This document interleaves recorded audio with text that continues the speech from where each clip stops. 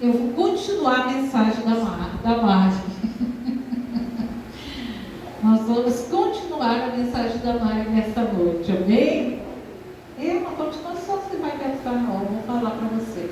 Coloque sua mão na altura do seu coração e diga que sim, Senhor Jesus, que o teu Espírito Santo, que habita em mim, tenha liberdade de falar comigo, que o teu Santo Espírito me faça entender a tua palavra, desfrutar da tua palavra e colocá-la em prática em minha vida.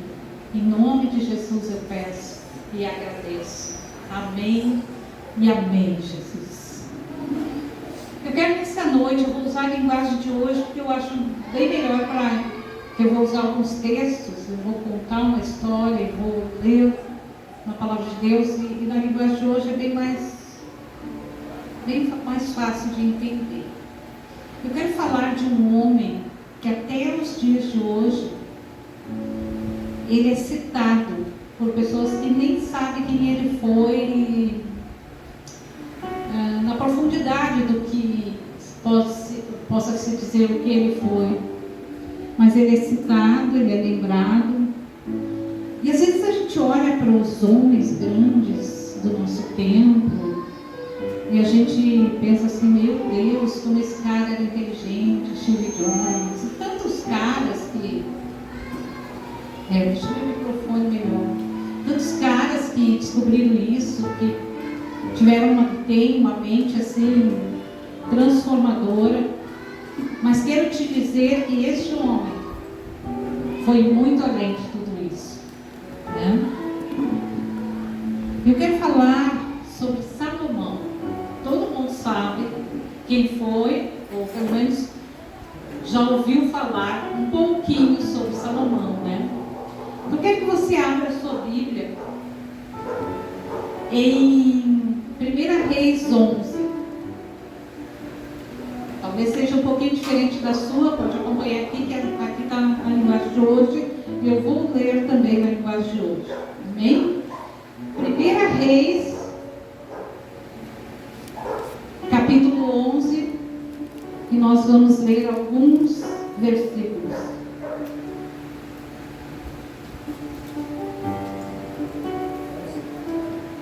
Capítulo 11. Amém? Diz assim: Salomão amou muitas mulheres estrangeiras. Além da filha do rei do Egito, ele se casou com mulheres etéias e com mulheres dos países de Moabe, Amon, Edom e Sidom. Casou com elas, mesmo sabendo que o Senhor Deus havia ordenado aos israelitas que não se casassem com mulheres estrangeiras, porque elas fariam com que os corações deles se voltassem para outros deuses. Salomão casou com 700 princesas e também teve 300 concubinas. Não me pergunte como, está na palavra. Elas fizeram com que ele se afastasse de Deus. E quando ele já estava velho, fizeram com que o seu coração se voltasse para deuses estrangeiros. Ele não foi fiel ao Senhor, seu Deus, como Davi, o seu pai havia sido. Salomão adorou Astarote, a deusa de Sidom, e Moloque, o nojento deus de Amon. Ele pecou contra o Senhor e não foi fiel a ele, como Davi, o seu pai, havia sido. Na montanha que ficava a leste de Jerusalém, ele construiu um lugar para a adoração de Quemos, o nojento deus de Moabe, e um lugar para a adoração de Moloque, o nojento deus de Amon. Também construiu lugares de adoração onde todas as suas mulheres estrangeiras queimavam incenso e ofereciam sacrifícios aos seus próprios deuses. O Senhor, o Deus de Israel, havia aparecido a Salomão 2 vezes e lhe havia ordenado que não adorasse deuses estrangeiros. Mesmo assim, Salomão não obedeceu ao Senhor. Senhor, mas afastou-se dele.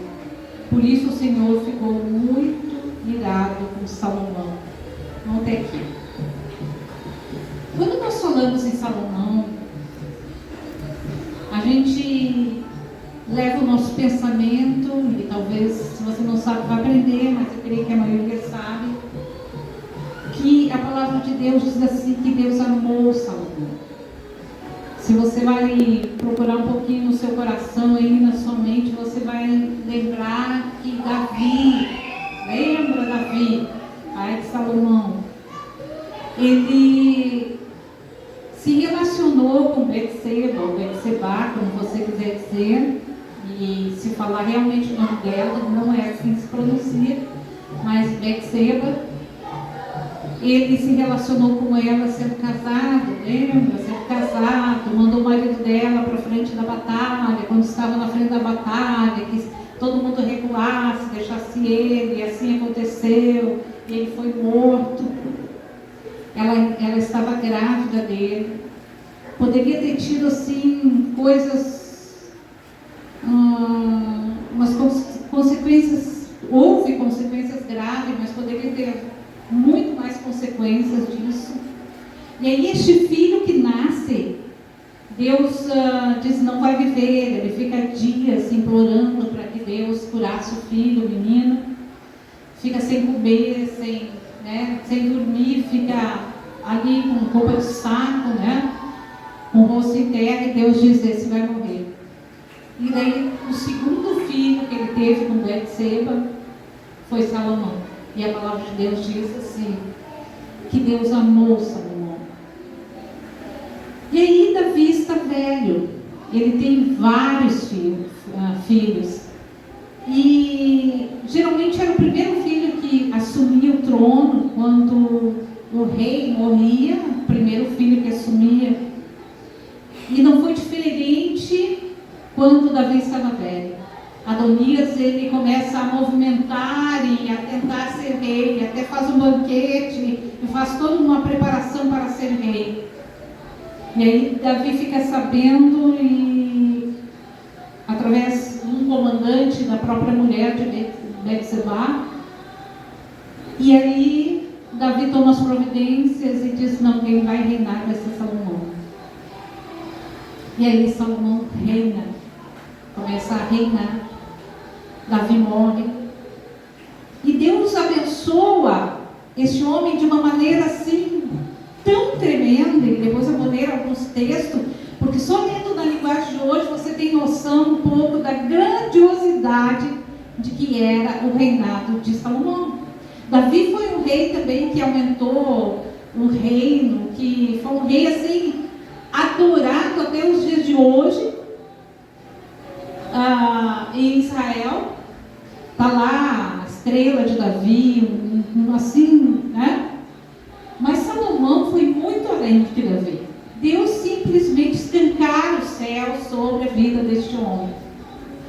E quando eu começar a ler, eu quero que você pense uma coisa interessante, que às vezes as pessoas dizem assim, se Deus me desse isso, se eu tivesse um bom emprego, se eu tivesse um salário alto, se eu tivesse uma boa casa, um bom carro, não sei lá o quê, eu iria ter tempo, eu adoraria Deus melhor, eu seria fiel.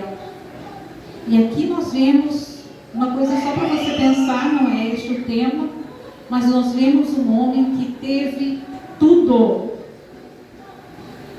E quando estava mais velho, se afastou do Senhor ao ponto de fazer imagens, e depois eu vou explicar esses deuses, e adorá-los. Ele não só fez, ele adorou. E aí você se pergunta, também é perigoso ter tudo. Às vezes as pessoas dizem assim, mas eu não tenho nada, Deus tem que me abençoar, ou que bom se Deus me desse coisas. Mas há um perigo também para aqueles que têm tudo. Então eu gostaria de ler algumas passagens da vida de Salomão. Ele tem uma grande preocupação, que é como ele vai julgar o povo de Israel. Naquela época, queridos, o rei julgava dele tem os juízes, né? Sansão, Débora, que a palavra de Deus diz, os juízes julgavam.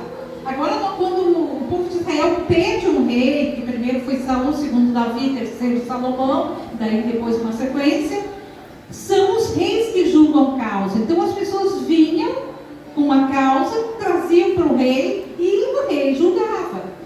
E ele tinha uma grande, no começo da vida dele de rei, ele tem uma grande preocupação de como ele vai. Ele diz assim para Deus, o povo, o teu povo, né, o povo de Israel é numeroso, não se pode nem contar. Como é que eu vou julgar com justiça este povo? Como é que eu vou saber lidar com as situações que vêm a mim e não fazer injustiça, não fazer coisas erradas?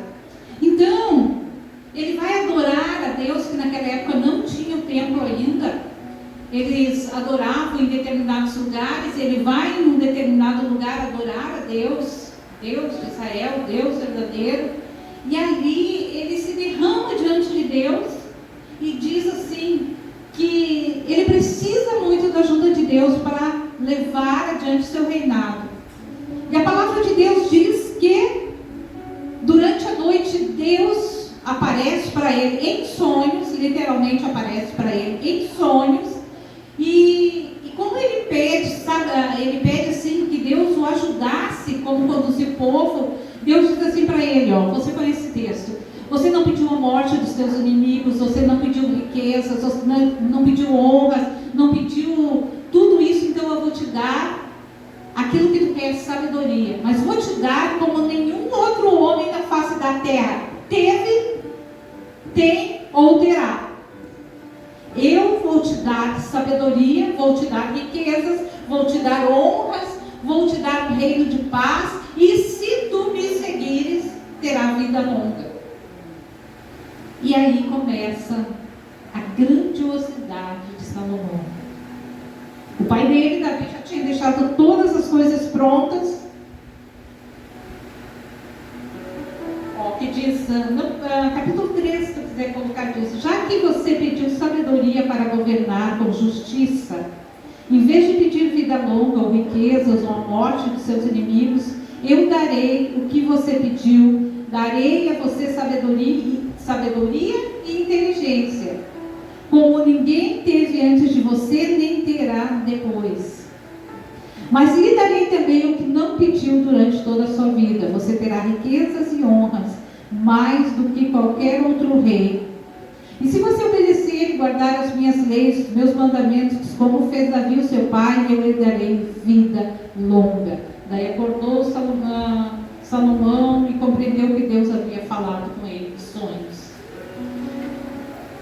Ali tem aquela parte registrada na palavra de Deus de duas mulheres que vêm com uma criança. Quem lembra? Que é uma parte chocante.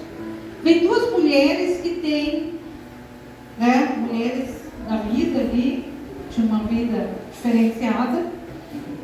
Elas moravam juntas, estavam no mesmo lugar, e as duas tiveram uma criança. E uma delas dorme, a criança morre, né, durante a noite. E elas vão, com uma criança só, a outra morta, elas vão diante do rei e dizem, esse filho é meu. Lembra? Uma diz, esse filho é meu, esse filho é meu, esse filho é meu.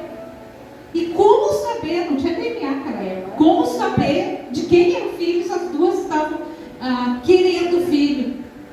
E aí aquela situação ali foi de uma forma grandiosa, solucionada, que Deus dá uma sabedoria para esse homem, que ele diz assim, me traz uma espada, me dá a criança. Eu já sei o que eu vou fazer. Eu vou cortar pelo meio e dar uma parte para cada um. Que choca, né? Se ele fosse fazer isso. Mas a mãe verdadeira disse assim, alguma mãe disse assim, não, pode dar para outra. Eu prefiro que essa criança seja viva. E a outra disse, não, pode cortar, eu quero, então a metade e tal. Né? E ele disse assim, já sei quem é a mãe. E deu para a mãe. Então os julgamentos dele, né? Eram assim, direcionados por Deus, uma sabedoria absurda. Porque tu pode ter inteligência e não ter sabedoria. Deus pode te dar assim a estratégia de um negócio, de criar alguma coisa, de fazer alguma coisa, você tem aquilo, faz aquilo, ganha um dinheirão e não tem sabedoria para administrar o dinheiro, bota tudo fora. Então, ele deu inteligência e sabedoria, como nunca houve alguém antes dele. Uma coisa, o homem sabia tudo. Daí ele começa a crescer o seu reino, começa a crescer e aumentar o reino, e aumentar, ele era tão rico, gente, que eu vou ler algumas coisas para você aqui. A prosperidade de Salomão. Olha aqui que o homem... Ele construiu um templo grandioso, magnífico, tremendo, e construiu um palácio. Tudo que Davi deixou assim, madeira, todos os objetos do templo, as bacias, as taças, tudo, Deus foi dando a Davi, e Davi foi passando para ele. Deus disse assim, eu não vou deixar tu construir o templo, Davi, mas teu filho vai construir. Realmente aconteceu. Só num dia, olha que coisa grande era esse reino, esse palácio e a quantidade de funcionários. Vamos ler aqui, deixa eu ver onde eu estou, 4:22. Os mantimentos que Salomão precisava todos os dias eram, vamos lá, 3.000 quilos de farinha de trigo, 6.000 quilos de farinha de outros cereais, 10 bois gordos, 20 bois de pasto, 100 carneiros, fora os veados, gazelas, corças e aves domésticas. Só para um dia no palácio dele. Aí você vai ver quanta coisa tinha, quantos funcionários tinham, quantos funcionários e comandantes e guardas e tudo. Nunca morei no palácio, gente. Então, tudo que só em filme que a gente... toda a infraestrutura de pessoal, tudo que este palácio tinha. Imagina.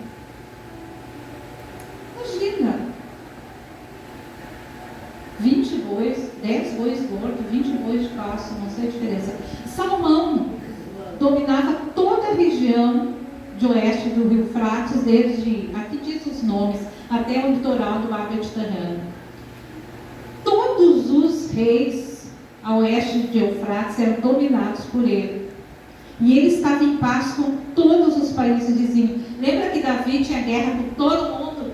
Que Davi era um lutador, era um guerreiro. Ele ganhava as batalhas. Quando ele estava com Deus, ele ganhava todas as batalhas. Ele foi um guerreiro conquistador, ele treinou homens, os 300 valentes de Davi. Você fica encantado com o que aqueles homens faziam. Só que Salomão, seu filho, era um reino de paz. Ele dominou, se entendia com todo mundo, não tinha guerra, né?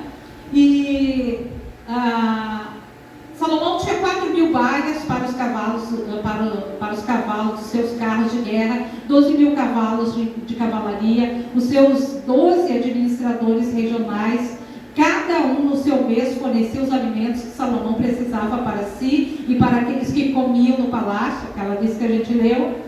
Cada um também fornecia a sua parte de cevada, de palha, onde era necessário para os cavalos que puxavam os carros de guerra e para os animais de trabalho. Deus deu a Salomão sabedoria, entendimento fora do comum e conhecimentos tão grandes que não podiam ser medidos. Salomão era mais sábio de qualquer homem do Oriente ou do Egito.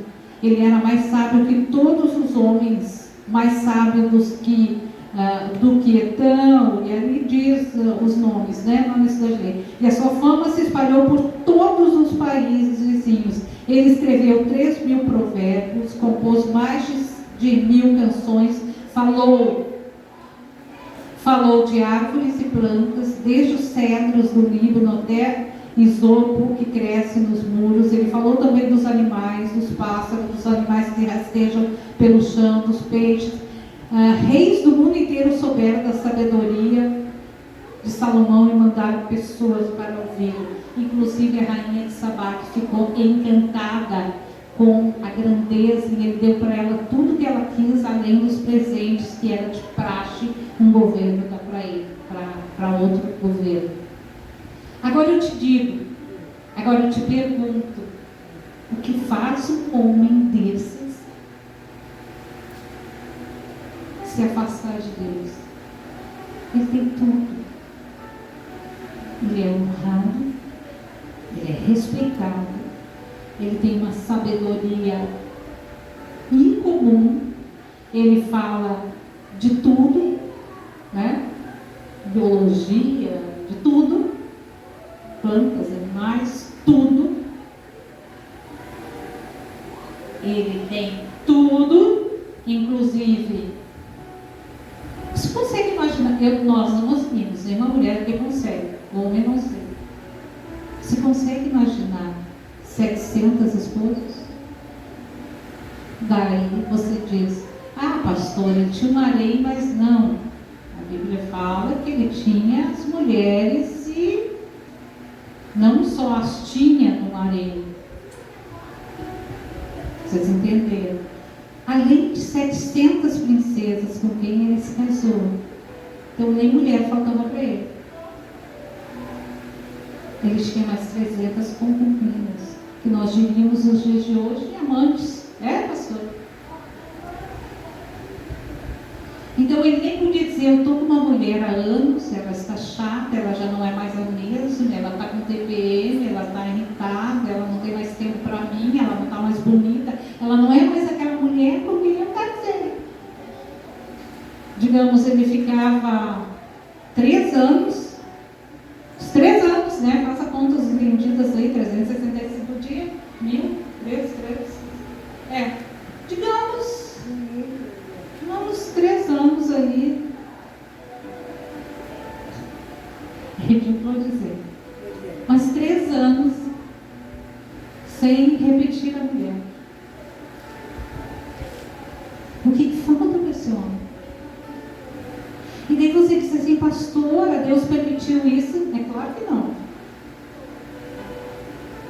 Deus não permitia isso. Mas ele ganhava essas princesas em acordos e as tinha.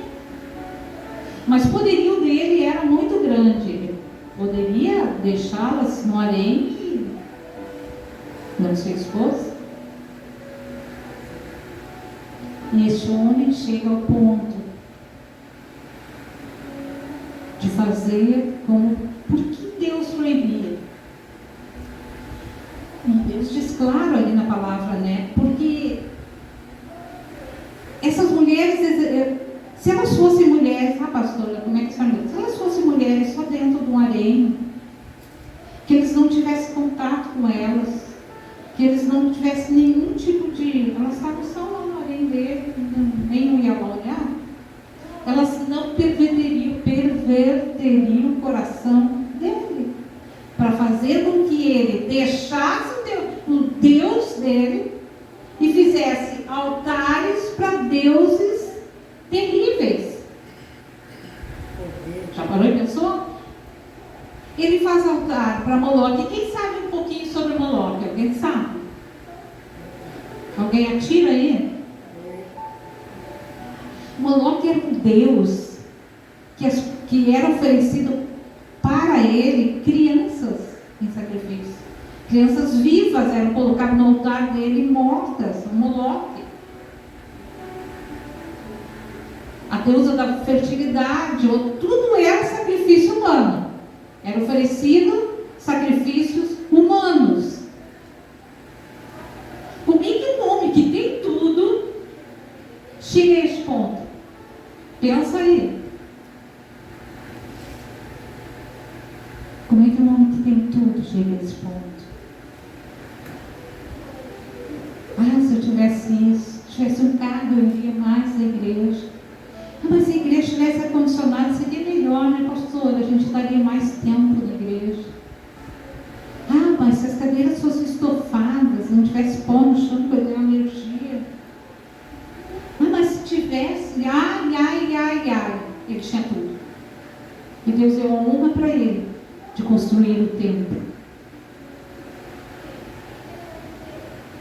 Foi o homem que construiu o templo de Salomão. E a gente fica assim impressionado. Mas eu me pergunto assim, por que as pessoas se afastam de Deus? Porque Deus dá ou porque Deus não dá? Se dá tudo é perigo. Se não dá é perigo.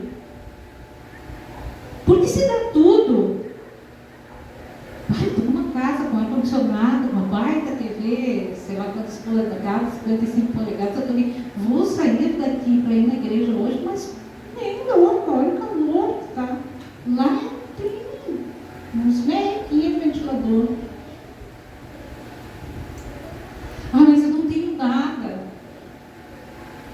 Estou cansada, eu trabalhei hoje ainda. É domingo e eu trabalhei para ganhar mais do troco, para ter comida. Então estou cansada, não posso ter igreja. O que Deus tem que fazer? Dar ou não dar? Largar e abençoar e para ver o filho dele se afastando cada vez mais, porque não tem tempo? Vem isso na minha cabeça, aquele negócio, eu tenho que fechar, eu tenho que fazer, eu tenho que terminar, eu vou ganhar mais dinheiro, eu vou dar coisas melhores para minha família, eu vou dar para minha família, para meus filhos, para sei lá o quê. Enquanto nós sabemos que a presença é muito mais importante, é falar do que dinheiro é muito bom.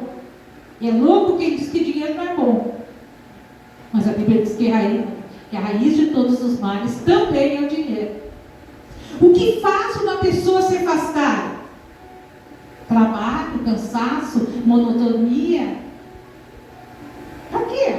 Posso uma vez no mês buscar Deus na Santa Comunhão para mostrar que eu estou bem, assim, né? Não vou faltar ceia. O que faz você, eu, pessoas que nós conhecemos, se afastar? O que faz com que nós deixemos o nosso Deus? Que a gente não tem tempo para Ele. Que a gente não tem vontade, porque, queridos, não foi um dia. Entende? Eu quero dizer assim, não foi um dia. Salomão estava bem aqui, adorando a Deus, 2 vezes Deus. Davi, Deus falava através dos profetas. Salomão, Deus apareceu para ele 2 vezes, falou diretamente com ele. Então ele tinha mais do que Davi. Ele foi maior, ele foi grandioso. Mas não é um dia para outro que a gente cai. Não é um dia para outro que a gente se afasta. A gente vai deixando certas coisas entrar na nossa vida. A gente vai deixando coisas tomarem o lugar do nosso Deus, do tempo que é para Deus. A gente começa a deixar de ler a Bíblia. Não, só não li hoje, mas também, né, amanhã eu leio. Mas daí, né, já deixa só para tal dia, ou quando eu preciso, quando o problema veio lá, achar aquele versículo diz, pede-me, eu tirarei tudo, todas as, né? Nem abro a Bíblia, eu pego uma caixinha de promessas. Que é mais fácil, né, pastor? Não sei, assim, é tanto livro, é tanta folha, como é que eu vou saber onde está aquele versículo que eu gosto? Então eu vou na caixinha de promessas. Enquanto não chega aquele que eu gosto, não, eu tenho caixinha de promessas ali, cara. Porque é muito antigo. Nem sei se tem para vender nesses coisas. O que faz eu me afastar? O que faz eu trazer para a minha vida, para a minha casa, outros valores? O que faz eu cair tanto? O que faz a gente cair tanto? É aos pouquinhos.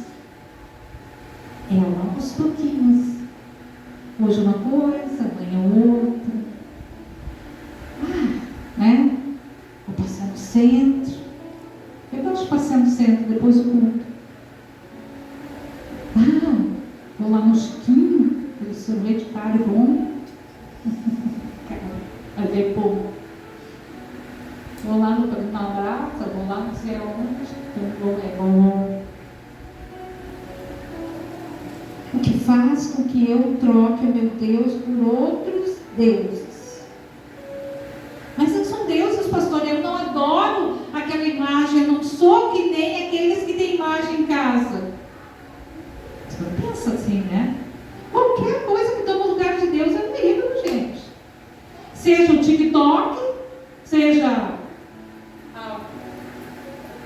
padroeiro,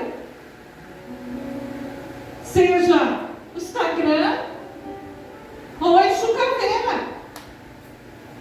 Qualquer coisa que tire eu da presença de Deus, que me afaste, é um ídolo. Coitado de nós se julgarmos aqueles que estão nas esquinas batendo coro ou na frente lá e de joelho, pagando promessa e achando que nós somos melhores do que eles. Quantos ídolos nós carregamos?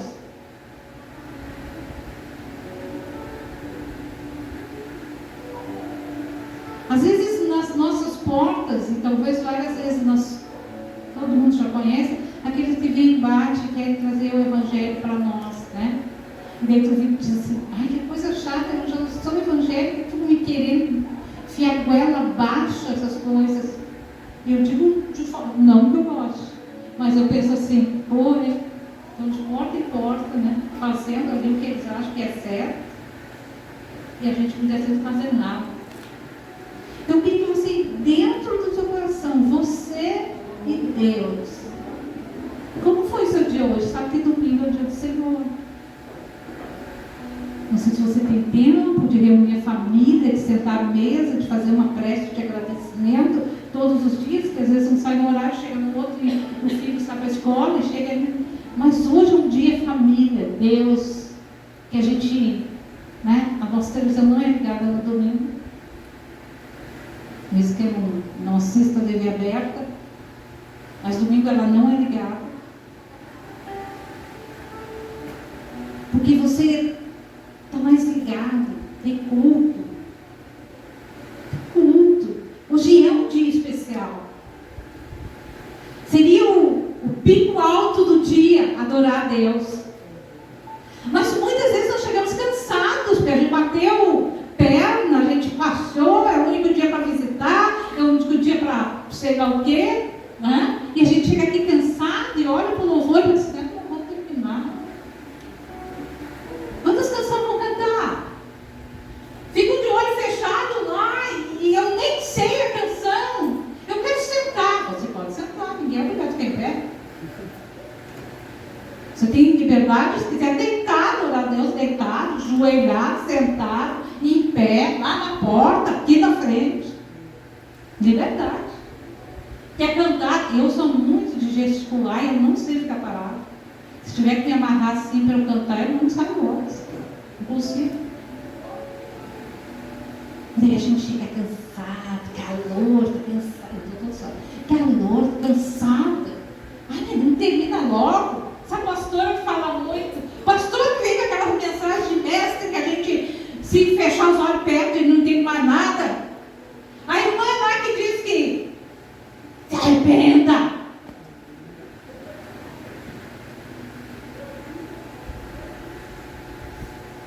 Mas eu quero dizer uma coisa, como a Mari disse semana passada. Para a gente dar um giro da nossa vida, o pecado está chamando aqui, vamos dar um giro e vamos para cá. 180 graus. Se arrepender e tomar uma posição de estar longe do pecado.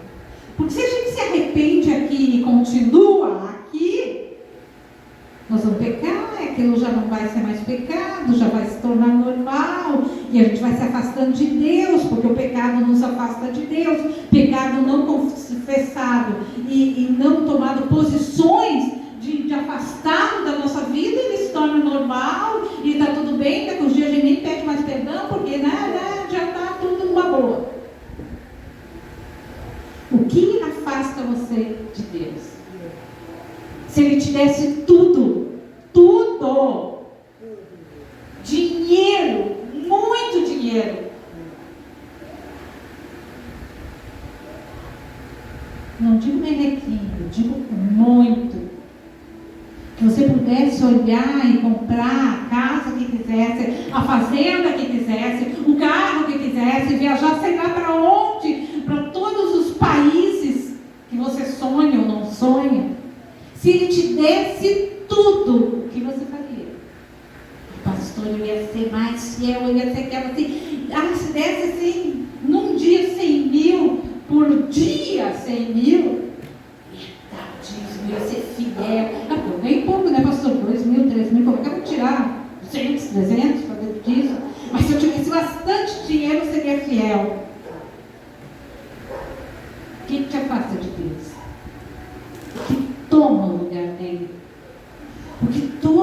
olhar do meu Deus da minha vida. Eu preciso olhar. Eu preciso olhar para dentro de mim e ser sincero. Eu posso não confessar, não dizer para ninguém, mas entre eu e Deus tem que dizer: Senhor, me liberta disso. E eu não quero gastar horas no telefone, eu não quero ficar horas em redes. Eu quero então ficar horas descobrindo as preciosidades da tua palavra. Ah, mas é tão chato, né, pastor? É chato? A palavra do teu Deus é chata, incompreensível, dá sono. Você tem problema. Se aquilo que Deus deixou para você, o Novo Testamento, eu sempre comparo isso, se alguém muito rico morresse, e você soubesse assim pelo advogado: olha, fulano de tal, ele é dono da metade da cidade, não sei por que deixou um testamento favorecendo você. Bom, se você não tivesse um ataque cardíaco, uma notícia dessa, você correria e perguntaria: quanto esse homem deixou para mim? Pois é, alguém deixou um testamento para você, com preciosidades, com coisas que você vai herdar. Como vai ser a tua vida futura? Além desses 80, 90 anos que talvez alguém chegue. Então, queridos, esta noite, uma coisa que eu quero fechar aqui, que me preocupa muito. Salomão, com tudo que ele ganhou e ele foi, essa perda de vida com Deus, ele afeta as próximas gerações. Escute isso. O seu afastamento de Deus, o meu pecado, ele vai afetar a próxima geração. Nós estávamos terça lá ouvindo no Projeto Vida, na reunião, homenageando e tal. Como é que eu posso dizer? O filho do Rafael. Em memória. Né? Em memória. Em memória, desculpe, gente, às vezes eu me atrapalho em expressões. E vinham os meninos à frente para uma dinâmica, e a dinâmica foi levada para o outro lado, assim, pelo Espírito Santo. Era para pegar o espelho e dizer que está vendo, mas depois a Carol nos disse, né, que o espelho estava extremamente sujo, de mão, assim, de pegar, e era para eles notar que o espelho estava sujo, e dizer assim, que o espelho estava sujo. E não, eles pegaram aquele espelho e começaram a falar da vida deles. Eu vejo aqui, tal. Gente, eram 6, né? Pegaram lá 6? Uma menina e o resto menino. E eles disseram: meu pai é drogado, meu pai é bêbado, isso, minha mãe tem que sustentar. Tudo aquelas vidas de adolescentes destruídas pelos pecados dos pais. E sabe o que aconteceu com o filho de Salomão? Se você seguir, quando ele sube o trono, quando Salomão morre, ele foi terrível. Ele disse assim: se vocês acham que meu pai era rígido assim, agora vocês vão ver o que é. Agora só continua lendo. E ele fez e aconteceu, que idolatria, foi um péssimo rei. E aí a sequência vai, né? Aí você lê aquele livro de Reis e fica assim: meu Deus. Você lê a Bíblia e pensa: por que Deus deixou a Síria ir lá, entrar? Aquelas nações que vinham destruir tudo. Você diz: como é que Deus não mesmo o povo de Deus? Na Israel, como é que Deus deixou destruir o templo, furar os olhos de todo mundo, levar as virgens, matar isso, matar todos os homens? Pecado foi indo, afetou uma geração. É uma linha assim, eu não posso mexer muito. É uma linha assim terrível, porque daí tu vê o filho fazendo pior, daí de repente sai para outro rei que segue ao Senhor, mas os próximos, tudo. E outra coisa que acontece: o reino é dividido. Deus levanta inimigos para Salomão que ele não tinha e divide o reino. 2 tribos ficam de um lado e 10 para o outro. Daí essa divisão vai longe. Todo Israel era unido, 12 tribos.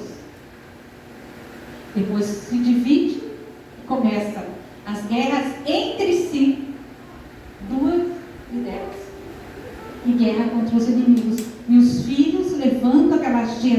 aquela herança maldita do pecado, da idolatria. E aí eu pergunto para você, às vezes a gente vê essa geração doida por telefone. Muito bom, muita informação, tudo. Deus diz assim, meu Deus, que geração é essa? Mas quanto tempo você fica com o telefone? Quantas vezes a gente não ouve um filho falar porque está no telefone? Ontem nós estávamos no aniversário. Nós estávamos conversando, rindo, brincamos bastante assim, era cristão. Mas se tu olhava para o outro lado assim, tu via pessoas assim, numa idade mais jovem, não tão jovem, as pessoas mais idosas estavam conversando entre si, mas uma certa faixa etária só estava ali, como se não tivesse no aniversário, como se não tivesse gente ali, só estava ali, no telefone, que tu fica assim, meu Deus. Não falam, não se comunicam, não ri, não sentam, não conversam, olha, é que não restaurante que você vai, se você vai dizer, larga então os telefones e fica ali, primeiro tira foto da comida, né? Primeiro tem que comer, mostrar a foto que está num tal lugar e tudo bem. É mal nisso? Não. Se parar aí não é mal. Agora, se ficar ninguém se olhando, ninguém se conversando, o ídolo ali absorvendo tudo, aí é o problema. Se você não consegue se livrar, não fazemos jejum, você, pastora, eu não gosto de jejum, mas a gente não gosta de deixar de comer, realmente. É um sacrifício fazer um jejum. Agora, sacrifício melhor é pegar o telefone e dizer, vou ficar uma semana, só vou abrir os contatos profissionais. Não vou ver Face, não vou ver TikTok, não vou ver Instagram, etc. Só os contatos, porque eu preciso de contato. O pastor só trabalha. WhatsApp todo mundo chama, né? Você conseguiria? Ou você fica assim, ó, que nem drogado. Eu desafio você. Então você fazer jejum, faça um dia de telefone.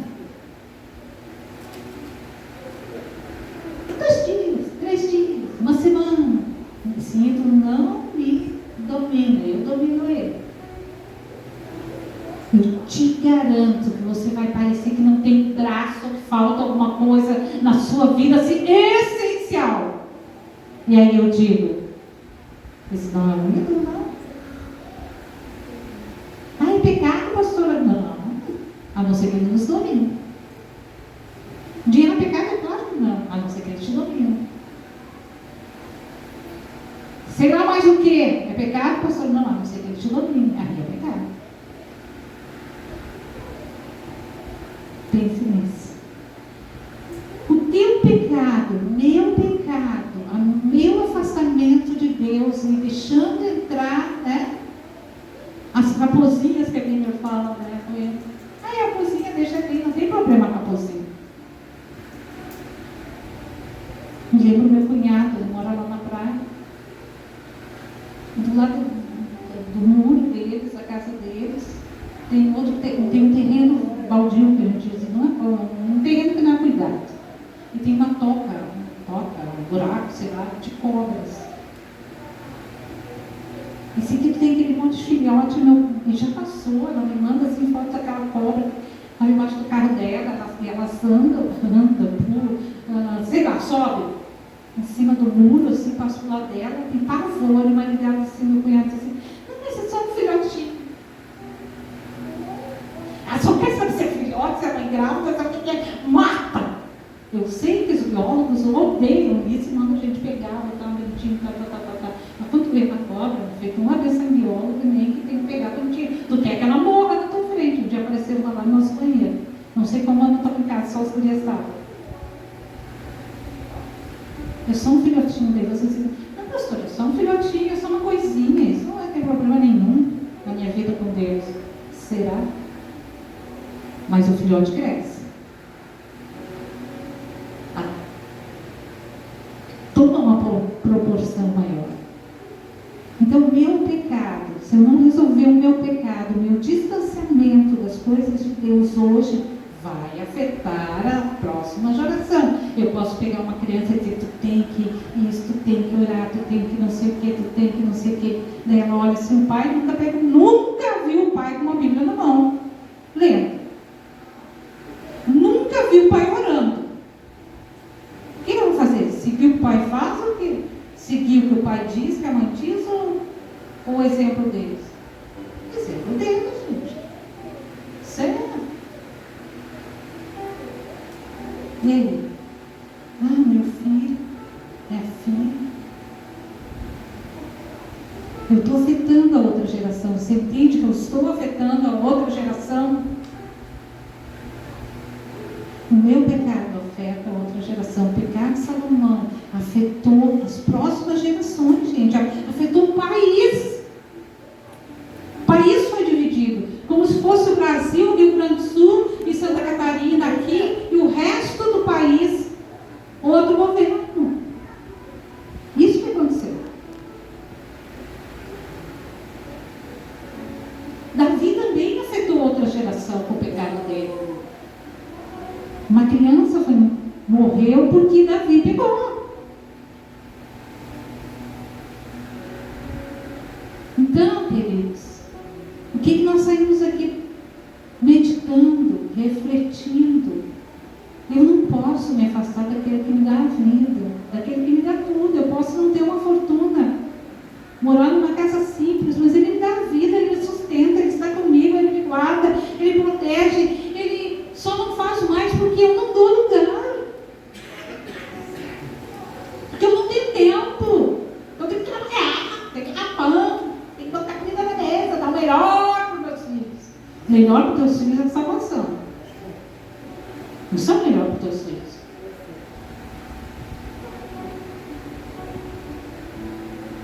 Amém? Vamos ficar em pé.